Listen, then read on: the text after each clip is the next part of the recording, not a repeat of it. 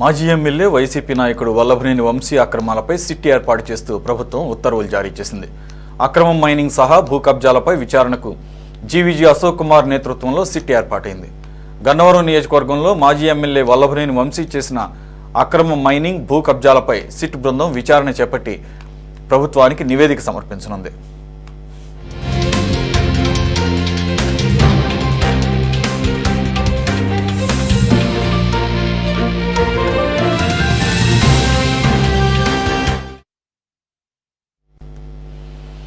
Right, complete details మా correspondent Ghalib అందిస్తారు. గాలిబ్, ఏదైతే ఈ కిడ్నాప్ కేసులో జైల్లో ఉన్నటువంటి వల్లభనేని వంశీ మీద ఆల్రెడీ సిఐడి కూడా పీటీ వారెంట్ మీద మరో కేసు కూడా దాఖలు చేసినట్లుగా అర్థమవుతుంది. ఇప్పుడు సిట్ కూడా ఏర్పాటు చేశారు. దీనికి సంబంధించి ఏ కేసుల మీద విచారణ చేసే అవకాశం ఉంది? సురేష్, ఇప్పటికే వల్లభనేని వంశీకి సంబంధించి పెద్ద ఎత్తున గన్నవరం నియోజకవర్గంలోని మైనింగ్ భూ కబ్జాలు పాల్పడ్డారంటూ కూడా మైనింగ్ శాఖ ఆధ్వర్యంలోని ఒక విజిలెన్స్ రిపోర్టు ఇప్పటికే ఏపీ ప్రభుత్వానికి అందింది. ఈ నేపథ్యంలో పెద్ద ఎత్తున జరిమానా కూడా విధించే అవకాశాలు కనపడుతున్నాయి. ఇదే అంశాన్ని గత అసెంబ్లీ సమావేశంలోని మైనింగ్ శాఖ మంత్రి కొల్లు రవీంద్ర అసెంబ్లీ సాక్షిగా ప్రకటించారు. ఈ నేపథ్యంలో ఇప్పుడు రాష్ట్ర ప్రభుత్వం మరింతగా లోతైన విచారణ చేపట్టేందుకు వెంటనే చర్యలు తీసుకునే దిశగా కూడా సిట్ను ఏర్పాటు చేస్తుంది. కొద్దిసేపటి క్రితం సీనియర్ ఐపీఎస్ అధికారి జీవీజీ అశోక్ కుమార్ ఆధ్వర్యంలోని కూడా సిట్ ఏర్పాటు చేయడం జరిగింది. మొత్తం ఈ సిట్ లో 4 సభ్యులు ఉన్నారు. వంశీ అక్రమ మైనింగ్ సహా భూ కబ్జాలు, అట్లాగే ఆర్థిక లావాదేవీలకు సంబంధించి ఆర్థిక నేరాలకు సంబంధించి కూడా ఈ సిట్ ఏర్పాటు చేయడం జరిగింది. ఈ సిట్ వెంటనే రంగంలో దిగబోతుంది. ఈ సిట్ లో 4 సభ్యులు ఉన్నారు. ప్రధానంగా జీవీజీ అశోక్ కుమార్ ఏలూరు రేంజ్ ఐజీపీగా ఉన్నారు. దాంతో పాటు మెంబర్స్ గా 3 ఏర్పాటు చేయడం జరిగింది. ప్రతాప్ శివకిషోర్ ప్రస్తుతం ఏలూరు డిస్ట్రిక్ట్ ఎస్పీగా ఉన్నారు. ఇంకా దాంతో పాటు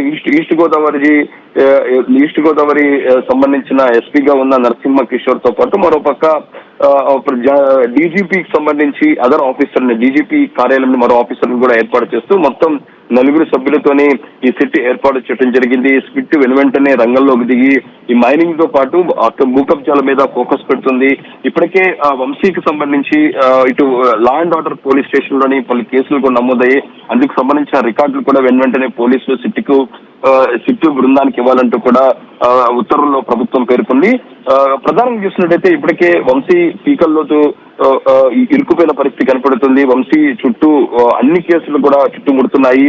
ఇప్పటికే సత్యవర్ధన్ కిడ్నాప్ కేసులోని జ్యుడిషియల్ కస్టడీలో ఉన్న వల్లభనేని వంశీ తాజాగా గన్నవరం టీడీపీ కార్యాలయంలోని దాడి కేసులోని పీటీ వారెంట్ ను సిఐడి దాఖలు చేసిన పరిస్థితి ఉంది. అంటే తాజాగా మరో అంశం మైనింగ్ తో పాటు భూ కబ్జాలు, ఈ మొత్తం కేసులు చుట్టుముడుతున్నాయి. గత ప్రభుత్వంలో తీవ్ర స్థాయిలోని గన్నవరం నియోజకవర్గంలోని మైనింగ్ కు పాల్పడ్డారు అనేది కూడా ఆరోపణలు రావడంతో పాటు విజిలెన్స్ రిపోర్ట్ కూడా ప్రభుత్వానికి అందింది. ఇదేంటంటే కొంత భాగం వరకు మైనింగ్ కోసం తీసుకున్న భాగాన్ని పెద్ద ఎత్తున వేలాది ఎకరాల్లో కూడా మట్టి తవ్వకాలు వంశీ చేపట్టడం జరిగింది. దాంతో పాటు భూ కబ్జాలు కూడా పాల్పడింది. ఎందుకంటే 2019 ఎన్నికల సమయంలోని ఏదైతే ఉందో పేదలకు ఇచ్చే భూములకు సంబంధించి కూడా ఆయన పెద్ద ఎత్తున అవినీతికి పాల్పడ్డారని కూడా ఆరోపణలు వచ్చాయి. వాటిని పూర్తిగా వాటి నుంచి బయటకు వచ్చేందుకు ఆయన వైసీపీలోకి జాయిన్ అయినట్లుగా అప్పుడు పెద్ద ఎత్తున ప్రచారం జరిగింది. ఈ నేపథ్యంలో ప్రస్తుతం కూటమి ప్రభుత్వం అధికారంలోకి వచ్చిన తర్వాత గత ప్రభుత్వంలోని అధికారాన్ని అడ్డు పెట్టుకుని ఎవరైతే భూ కబ్జాలతో పాటు అక్రమ మైనింగ్ కు పాల్పడిన వారిపై చర్యలు ఒక్కొక్కరి మీద తీసుకుంటున్నారు. తాజాగా వల్లభనేని వంశీకి సంబంధించి సిట్ ఏర్పాటు చేయడం చాలా కీలకమైన పరిణామం కూడా చెప్పుకోవచ్చు. ఇందులో సీనియర్ ఐపీఎస్ అధికారి ఆధ్వర్యంతోనే 4 సభ్యుల బృందాన్ని ఏర్పాటు చేశారు.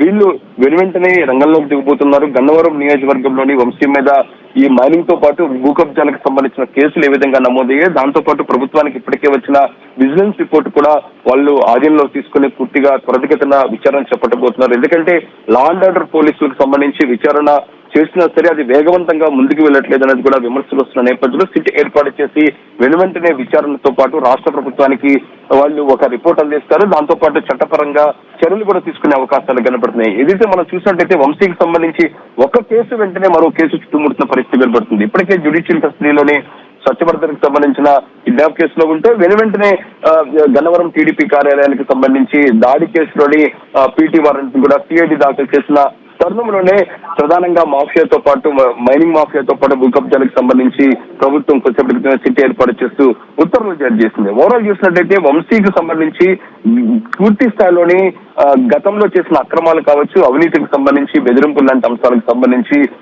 పలు కేసులు ఇప్పటికే నమోదున నేపథ్యంలో ఎక్కడా ఇప్పటివరకు చట్టపరమైన చర్యలు తీసుకోలేదు.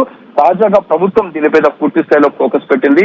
ఈ నేపథ్యంలో వంశీని మరింతగా ఈ కేసులు రాబోయే రోజులు చుట్టుముట్టే అవకాశాలు కనపడుతున్నాయి. తాజాగా ఈ సిట్కి సంబంధించి విచారణ వేగవంతంగా చేసేందుకు కూడా రాష్ట్ర ప్రభుత్వం చర్యలు తీసుకుంది. ఇందులో భాగంగానే ఇప్పటి వరకు వంశీ మీద నమోదైన విశేషకు సంబంధించిన కేసులు కావచ్చు, దాంతోపాటు అక్రమాలకు సంబంధించి వెనువెంటనే విచారణ చేపట్టేందుకు రాష్ట్ర ప్రభుత్వం సిట్ ఏర్పాటు చేసిందని చెప్పుకోవచ్చు. Suresh. Right, okay, thank you Ghalib.